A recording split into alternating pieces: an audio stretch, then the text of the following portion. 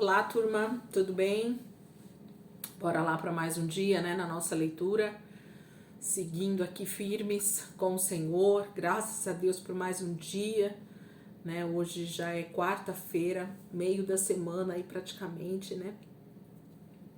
Nós vamos caminhando aqui com o Senhor. Vamos orar para a gente entregar esse momento para o Senhor e a gente já começa. Pai, eu quero te agradecer por esse tempo que o Senhor tem nos dado tão precioso, Jesus, com a tua palavra.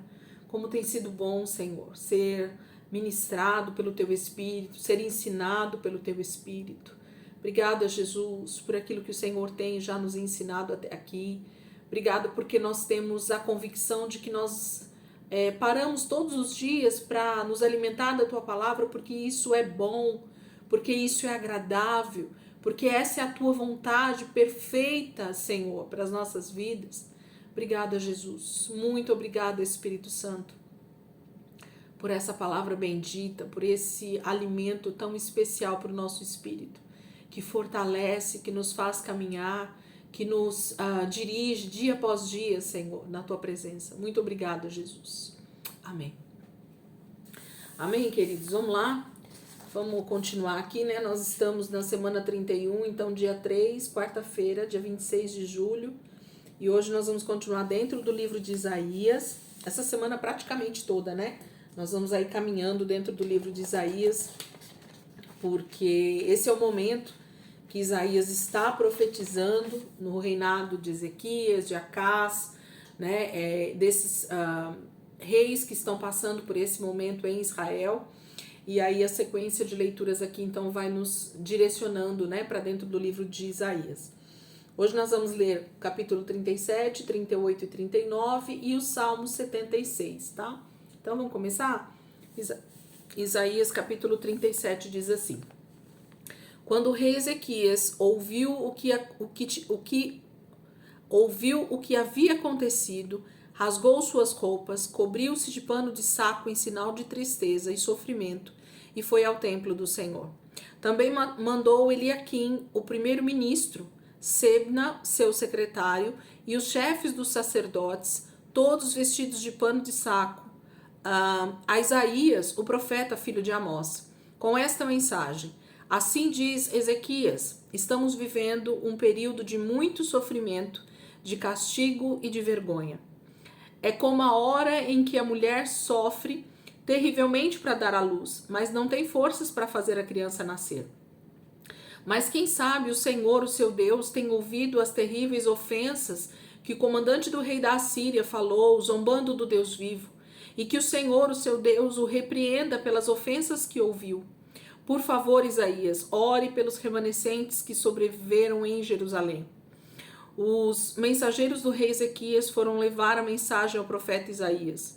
O profeta disse a eles: Levem ao rei Ezequias esta mensagem do Senhor.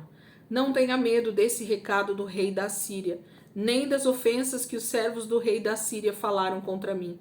Eu vou dar a ele um espírito de medo. Ele vai receber notícias ruins da Síria e voltará às pressas para a sua terra. Lá mesmo eu farei com que ele seja morto à espada. Enquanto isso, o comandante voltou e encontrou o rei da Síria cercando com seu exército a cidade de Libna. Ele já tinha ouvido que o rei havia deixado a cidade de Laques. Enquanto lutava contra Libna, Sinaqueribe foi avisado de que Tiraca, rei da Etiópia, vinha do sul para lutar contra os assírios. Quando soube disso, enviou mensageiros ao rei Ezequias com esta mensagem: Digam a Ezequias, rei de Judá, não seja tolo a ponto de acreditar que o Deus na qual você confia o engane quando diz: Jerusalém não será conquistada pelo rei da Síria. Você sabe muito bem o que os outros reis da Síria fizeram. Por onde passaram, eles destruíram completamente seus inimigos. Por acaso você pensa que poderá escapar? Por acaso os deuses das cidades de Gozã, Arã e Rezefe puderam salvá-las? E o que você me diz do povo de Éden, que morava em Telassar? Os reis da Síria destruíram essas cidades completamente. Lembre também do que aconteceu ao rei de Amate, ao rei de Arpade e aos reis das cidades de Sefarvaim, de Enã e de Ivã. Assim que Ezequias acabou de ler a carta dos mensageiros, subiu até o templo do Senhor e a colocou aberta diante do Senhor, e orou, dizendo: Senhor Todo-Poderoso, Deus de Israel, cujo trono fica entre os querubins, o Senhor somente é o Deus de todos os reinos da terra. O Senhor criou os céus e a terra. Ouça, ó Senhor, a minha oração. Olhe para nós, Senhor, e veja o que está acontecendo. Ouça todas as palavras que Senaqueribe escreveu, as ofensas que ele enviou ao Deus vivo. É verdade, Senhor, que os reis da Assíria transformaram todas aquelas nações e terras em um deserto, e queimaram os deuses daqueles povos. Mas isso aconteceu porque eles eram apenas ídolos, pedaços de madeira e de pedra, desenhados e moldados por mãos humanas. Foi por isso que os assírios os destruíram. Agora, Senhor nosso Deus, salve-nos das mãos dele, para que todos os reinos da terra saibam que somente o Senhor é Deus. Então Isaías, filho de Amós, enviou este recado ao rei Ezequias. Assim diz o Senhor, o Deus de Israel: ouvi a sua oração sobre Senaqueribe, o rei da Síria. Isto é o que o Senhor diz contra ele: a virgem, a filha de Sião, despreza, zomba e balança a cabeça, fazendo pouco caso de você. Você sabe a quem ofendeu e contra quem blasfemou? Sabe contra quem você levantou a voz, cheio de orgulho e atrevimento? Contra o Santo de Israel. Você mandou mensageiros para insultar o Senhor. Você se gaba dizendo: com a multidão dos meus carros, subi os mais elevados cumes, os lugares mais inacessíveis do Líbano. Derrubei os cedros mais altos, os ciprestes mais belos do Líbano. Conquistei as montanhas mais altas e os pomares mais férteis. Você se gaba dos poços que cavou nas terras conquistadas e fica cheio de si porque secou com a planta dos pés todos os rios do Egito. Será que você não sabe que eu, há muito tempo, já havia planejado tudo isso? Você destruiu todas essas fortalezas e as transformou em montões de pedra, porque eu quis e fiz tudo isso acontecer. Foi por causa dos meus planos que os povos destas terras não tiveram forças para resistir aos seus ataques. Eu os tornei fracos e medrosos. Eles estavam tão indefesos como pastagens, como pequenas plantinhas, como capim no terraço. Eles eram tão fracos como plantinhas que nascem nos terraços das casas, que o céu queima num instante. Saiba, porém, que eu o conheço muito bem, quando sai e quando retorna, e conheço o seu furor contra mim. É por causa desse furor contra mim e porque a sua arrogância chegou até os meus ouvidos que eu vou prender um gancho no seu nariz e colocar um freio em sua boca e levá-lo de volta para a sua terra, pelo mesmo caminho por onde você veio. A você, Ezequias, darei este sinal. Esta vai ser a prova de que fui eu quem livrou Jerusalém do rei da Síria. Ainda este ano ele partirá de Judá. Vocês terão de comer o que nasceu por si mesmo. No ano que vem haverá o suficiente para uma pequena colheita, mas no terceiro ano semeiem e colham, plantem vinhas e comam dos seus frutos. Os remanescentes de Judá vão se firmar em suas terras, como uma árvore de raiz bem profunda, crescerão e darão muitos frutos. De Jerusalém sairão alguns sobreviventes e um remanescente do monte Sião. O zelo do Senhor Todo-Poderoso fará tudo isso acontecer.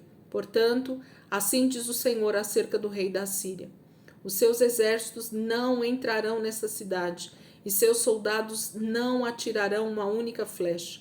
Não marcharão em torno dela carregando seus escudos, nem construirão rampas de guerra para atacar os muros. Ele voltará para sua terra pelo mesmo caminho por onde veio. Não entrará nesta cidade, declara o Senhor. Eu mesmo defenderei esta cidade, pela minha honra e por amor ao meu servo Davi. Naquela noite o anjo do Senhor saiu em direção ao acampamento do exército assírio e matou 185.000 soldados. Quando o resto do exército se levantou na manhã seguinte, haviam cadáveres por todos os lados. Assim Senaqueribe, rei da Síria, saiu de Judá e voltou para sua terra, na cidade de Nínive, capital da Síria, e lá ficou. Certo dia, quando ele estava adorando no templo de Nisroque, seu Deus, Dois de seus filhos, Adrameleque e Sarezer, o assassinaram com suas espadas e fugiram para a terra de Ararat. Outro filho de Senaqueribe, chamado Esar-Adom, foi o seu sucessor. Capítulo 37, gente, é uma continuação, né, do que a gente começou ontem, no capítulo 36, falando sobre essa afronta, né, de Senaqueribe, do rei da Síria, contra Judá e Jerusalém, dizendo que ele tomaria as terras e faria deles todos escravos, né, destruiria, faria daquela terra um deserto. Mas Senaqueribe, infelizmente, ele fez uma ofensa errada, né? Ele não estava ali simplesmente por uma conquista de terras, de poder, mas ele estava para afrontar o Deus de Israel. E aí foi o grande problema dele, né? A queda dele só aconteceu por causa disso, porque a afronta foi contra o Deus vivo, não foi contra simplesmente homens, né? Ou um rei desejando conquistar mais terras, mais poder, mas foi um homem que tinha a ira contra o Deus de Israel. Então o Senhor fez guerra em favor do seu povo e em favor dele mesmo, né? Porque é isso que o Senhor fala. Ele tem o costume de entrar nas guerras onde o problema é o nome dele, é ele quem está sendo afrontado. Eu já tinha comentado isso com vocês ontem e a gente percebe nitidamente aqui que o Senhor toma a frente do negócio por causa disso, porque Senaqueribe não está afrontando o povo de Israel, e sim o Deus de Israel. 38, gente. Neste período, o rei Ezequias ficou gravemente doente. O profeta Isaías, filho de Amós, foi visitá-lo e lhe disse: Assim diz o Senhor, tome as providências necessárias para a sucessão no trono de Judá, porque você não vai sarar desta doença, você vai morrer. Quando Ezequias ouviu estas palavras, virou o rosto para a parede e orou ao Senhor.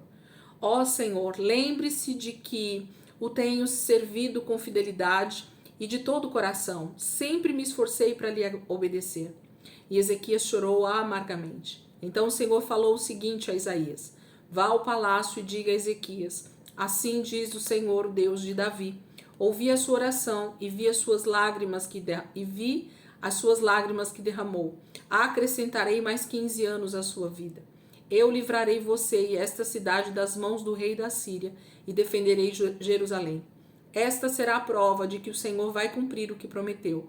Farei voltar em 10 degraus a sombra que o sol deixa no relógio do sol de seu pai, o rei Acás. Assim a luz do sol retrocedeu 10 graus. Depois de curado de sua doença, o rei Ezequias escreveu o seguinte cântico: Eu disse, em pleno vigor dos meus dias, tenho que passar pelas portas da sepultura e ser roubado do restante dos meus anos? Eu disse, nunca mais verei o Senhor na terra dos viventes. Em breve eu não olharei mais para a humanidade, nem vou me encontrar com meus conhecidos. A minha vida foi arrancada de mim como uma frágil tenda de pastor carregada por um forte vento. Como alguém que, tecendo uma roupa, corta um fio. Dia e noite eu pensava que Deus iria tirar a minha vida. Esperei pacientemente pelo alvorecer, mas como um leão, ele quebrou todos os meus ossos. Dia e noite eu pensava que Deus ia tirar a minha vida. Meus gemidos pareciam os de uma pomba. A minha fala ficou fraca como o pio de uma andorinha. Olhando para os céus, enfraqueceram-se os meus olhos. Ó Senhor, estou sofrendo muito. Ajude-me. Mas o que posso dizer? Foi Ele mesmo quem prometeu, e Ele mesmo fez isso. Depois de passar por tanto sofrimento, os últimos anos da minha vida serão de humildade diante de Deus. Senhor, os homens só podem continuar vivos por suas ações, e por elas também vive o meu espírito. A minha vida depende completamente do Senhor. O Senhor me devolveu a saúde e me deixou viver. Agora eu posso compreender todo esse sofrimento foi para o meu próprio bem. O Senhor me amou e me libertou da cova da destruição. Além disso, perdoou todos os meus pecados. Os cânticos de louvor a Deus não partem da sepultura. Aqueles que descem à cova já não podem mais esperar e confiar no Senhor. Os vivos, somente os vivos, é que louvam o Senhor, como eu estou fazendo hoje. Os pais contam aos filhos com alegria sua grande fidelidade. O Senhor veio me salvar, Ele me curou. Por isso eu o louvarei todos os dias da minha vida, no templo do Senhor, acompanhado de instrumentos musicais. Isaías havia dito aos servos do rei Ezequias: façam uma pasta de figos e coloquem como um emplasto sobre a úlcera. Assim o rei ficará curado de sua doença. Ezequias havia perguntado: que sinal o Senhor vai me dar de que eu vou ser curado e poderei subir novamente ao templo? Então, o capítulo 38 fala dessa profecia que Isaías libera para o rei Ezequias, né? Ele está doente por uma enfermidade de morte, o Senhor havia dito, mas por causa da sua humilhação, do seu arrependimento e da sua confissão em amor e fidelidade ao Senhor, o Senhor então provê para ele mais 15 anos, lhe dá um tempo necessário para que ele coloque toda a situação no lugar, a sua própria vida, talvez, o sucessor, dê alguns anos de vida para ele viver de maneira diferente. E Ezequias então libera esse cântico, sabendo que foi o Senhor quem permitiu que ele estivesse ainda por mais algum tempo vivo, porque a sua doença era uma doença para a morte. Ele sofria gemidos, ele fala, né? A sua voz enfraqueceu e ele se via realmente na sepultura. Mas o Senhor foi bom e acrescentou alguns anos a Ezequias. Capítulo 39. Nesse tempo, Merodach-Baladã, filho de Baladã, rei da Babilônia, enviou embaixadores a Jerusalém com uma carta de saudação e um presente para o rei, porque tinha recebido a notícia da doença e da recuperação de Ezequias. Ezequias recebeu com alegria os embaixadores da Babilônia e lhe mostrou a sua casa do tesouro cheia de ouro, prata e perfumes muito caros. Também mostrou a casa de armas do seu exército, os tesouros que havia no templo, e não deixou de mostrar aos babilônios coisa alguma que fosse importante no seu reino. Então o profeta Isaías procurou o rei Ezequias e lhe perguntou: o que foi que aqueles homens conversaram com o Senhor? De onde eles vieram? E Ezequias respondeu: vieram de muito longe, da Babilônia. O que foi que eles viram em seu palácio? Perguntou Isaías. E Ezequias respondeu: bem, eu mostrei a eles tudo o que há em meu palácio. Não há nada em meus depósitos que eu não lhes tenha mostrado. Então Isaías disse ao rei: ouça com atenção a palavra do Senhor Todo-Poderoso. Vai chegar o dia em que todas as riquezas que há no seu palácio e tudo o que os antigos reis, seus parentes, ajuntaram até hoje, serão levados embora para a Babilônia. Não vai ficar em Jerusalém, diz o Senhor.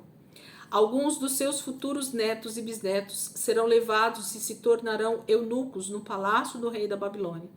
Está bem, respondeu Ezequias. O que o Senhor determinou é bom, pois pensava: haverá paz e segurança enquanto eu viver. Capítulo 39. Aparentemente parece uma passagem fora de contexto, né? Porque aparece do nada agora esses mensageiros de Merodach-Baladã, que é nesse momento o rei da Babilônia, né? O governante principal da Babilônia. E ele, sabendo da doença do rei Ezequias e da sua recuperação, ele manda mensageiros com saudações, com felicitações, né? Por ele estar melhor. Só que Ezequias comete um erro terrível, que é mostrar a esses mensageiros todo o palácio, toda a sua riqueza, tudo que havia no templo, todas as suas armas, o seu poder bélico, né, que eles chamariam hoje. Ezequias mostra para esses mensageiros, para esses enviados da Babilônia. E ele simplesmente queria mostrar o quanto Deus havia prosperado Jerusalém e Israel. Mas ele cometeu um erro terrível. Por quê? Porque ele mostrou todas as bênçãos que Israel possuía, todo o tesouro que Israel possuía, toda a riqueza que havia naquelas terras foi mostrada então para aqueles mensageiros da Babilônia. E Ezequias, então enviado pelo próprio Senhor, Isaías vai até Ezequias e diz: o que foi que você fez? E aí ele profetiza dizendo que tudo aquilo que ele havia mostrado em algum momento seria levado para a Babilônia, inclusive os netos e os bisnetos de Ezequias seriam levados como eunucos, como escravos, né? Como pessoas que estariam para servir as mulheres e os homens ali da Babilônia. E Ezequias, aparentemente, no término aqui do texto, dá a impressão de que ele pouco se importou com essa mensagem. O que importou para ele naquele momento é que a vida dele, ele tinha esses anos ainda para curtir a vida até que o Senhor cumprisse aquilo que ele tivesse para cumprir em Jerusalém e Israel. Não fazia parte da sua vida, né? Mas ia fazer parte da vida de outros. Isso também não é bom, né, gente? Quando a gente não se importa com o futuro que as outras pessoas vão ter, mas as nossas atitudes, elas refletem nitidamente na vida do nosso próximo, na vida dos nossos filhos, na vida dos nossos netos. A gente tem visto isso também nitidamente aqui, né? Quando um pai, um avô, ele é displicente, ele deixa, né, uma herança de pecado, ele deixa uma herança de desobediência, e esses filhos e netos é que vão colher, né, os frutos dessa desobediência. Vamos lá para Salmos, gente? Então, Isaías, fechamos aí com o capítulo 39, e agora a gente vai ler o Salmo 76. Provavelmente tem a ver com esse período, né? Por isso que ele está aqui. Salmo 76. Diz assim: Deus é conhecido em Judá. O seu nome é grande e respeitado em Israel. Sua casa está em Salém. O seu templo está no Monte Sião. Ali ele destruiu as flechas reluzentes, os escudos e as espadas, as armas de guerra do inimigo. Como o Senhor é glorioso, é mais majestoso do que os altos montes. Os homens valorosos foram derrotados, dormem o sono da morte, e nem os soldados mais valentes puderam evitar a derrota. Quando o Senhor deu ordem, ó Deus, de Jacó, carros de guerra, cavalos e cavaleiros ficaram paralisados, fora de ação. Somente o Senhor é tremendo, não é sem razão que todos têm medo da sua ira. Lá dos céus decretou o juízo, e a terra tremeu. Os povos ficaram quietos de medo. Quando o Senhor se levantou para cumprir a sentença e salvar todos os oprimidos da terra. E quando o homem, cheio de ira, se revolta contra o Senhor, a sua vitória ainda é maior e a sua glória aumentará. E com os restos da batalha, o Senhor se vestirá. Cumpram todas as promessas que fizeram ao Senhor, o seu Deus. Não deixem de cumpri-las. Que todas as nações vizinhas tragam ofertas de gratidão para Deus, aquele que é digno de temor e honra. Ele acaba com o orgulho dos príncipes, e todos os reis da terra têm medo dele por causa dos seus grandes feitos. Salmo 76 está relatando essa questão provavelmente de Senaqueribe, né? De como o Senhor, ele toma a batalha para si, como ele é glorioso. Mas o salmista também está falando sobre a batalha final, né? Sobre todas as nações aqui trazerem ofertas ao Senhor. Isso fala do final dos tempos, né? Do reino milenar, na verdade, né? Quando o Senhor tomar o trono em Sião, todas as nações da terra vão vir a Jerusalém, ao Monte Sião, trazer ofertas ao Senhor em agradecimento, em louvor a Ele. Amém, queridos? Glória a Deus por mais esse dia, por mais essa leitura. Se você tiver um tempinho a mais aí, pare nesses textos, dê uma lida melhor, né? Nós vamos começar a ver aparecer agora o rei da Babilônia, né? E a Babilônia vai começar a aparecer nesse contexto, não mais só a Síria. A Síria é praticamente um inimigo já vencido. Nós vamos ver que o Senhor já deu, né, a vitória sobre a Síria, mas agora nós temos um gigante ainda maior, que vai ser ele que vai realmente trazer todo o problema da destruição para Israel e depois, posteriormente, para Jerusalém. Amém, queridos? Deus abençoe. Ótima quarta-feira aí para todo mundo. E amanhã, se Deus quiser, a gente volta para continuar nossa leitura aqui dentro do livro de Isaías. Amém, queridos? Deus abençoe em nome de Jesus.